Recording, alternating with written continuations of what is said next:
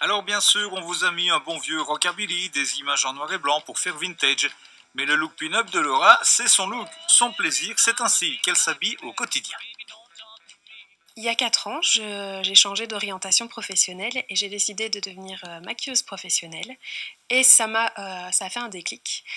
Je me suis permis plus d'excentricité et je me suis permise d'adopter ce style qui est beaucoup plus original et qui passe très bien dans le milieu artistique du maquillage, tout simplement. Un style rétro qu'une grand-mère toujours très apprêtée lui a fait découvrir et aimer. C'est une mode qui est très joyeuse, qui est très colorée, qui a des tissus qui sont très originaux. Et rien que moi, de m'habiller le matin, ça me met tout de suite de bonne humeur quand je mets, je sais pas, un imprimé avec des petits lapins ou une robe rose avec une fleur assortie dans mes cheveux. C'est vraiment très joyeux et ça me donne le sourire à moi et j'essaie de le transmettre aux autres aussi. Dans le dressing, des robes, des chaussures, des bijoux rétro venus des années 50 qu'elle met à disposition des femmes qui viennent se faire relooker en pin-up pour une journée ou pour toujours. Aux yeux de la jeune femme, cela veut dire en fille qui assume sa féminité, ses courbes, pour elle avant tout. Notre société aujourd'hui a tendance à montrer du doigt des femmes un peu trop sexy.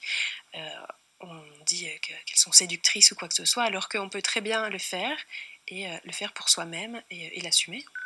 Aujourd'hui, sous son nom de scène de Mademoiselle Gisèle, en hommage à sa grand-mère, Laura compte parmi les 84 pin-up venus de 22 pays, toujours en lice pour le Viva Las Vegas Pin-Up Contest, le plus grand concours international organisé dans la capitale américaine du jeu. Vous pouvez voter pour la jeune femme d'ici fin janvier et l'aider, qui sait, à être une des 6 finalistes. Les critères qui les départageront seront aussi bien esthétiques que de culture générale, sans oublier la personnalité des candidats, ce dont ne manque pas la liégeoise, même si certains parfois oublient de s'y intéresser.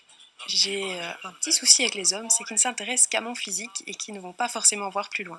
Or, j'ai fait des études, j'ai un bachelier en expertise immobilière, un bachelier en communication journalisme.